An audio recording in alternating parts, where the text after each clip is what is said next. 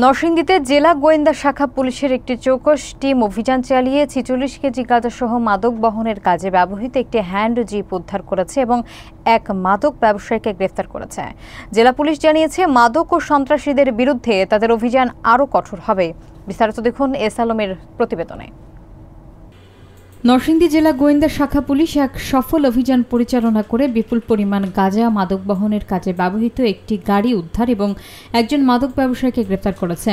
বৃহস্পতিবার 11:05 ডিবি পুলিশের এসআই মোবারক হোসেনের নেতৃত্বে একটি টিম রায়পুরা থানাধীন মাহমুদাবাদ এলাকার ভৈরব রায়পুরা ব্রিজের প্রায় 100 গজ পশ্চিমে ঢাকা সিলেট মহাসড়কে এই অভিযান পরিচালনা করে। অভিযান চলাকালে 46 কেজি গাঁজা এবং মাদক পরিবহনে ব্যবহৃত একটি কালো রঙের হ্যান্ড জিপ উদ্ধার করা হয়।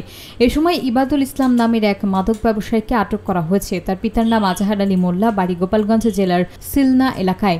পুলিশ জানিয়েছে, আটককৃত ব্যক্তির বিরুদ্ধে আইনগত ব্যবস্থা প্রক্রিয়াধীন রয়েছে। নরসিংদী জেলা পুলিশ আরও জানিয়েছে, মাদক চুরি, ছিনতাই, ডাকাতি এবং সন্ত্রাসীদের বিরুদ্ধে তাদের অভিযান আরও কঠোর হবে এবং তারা জনগণের আস্থা ও সহযোগিতা কামনা করেন।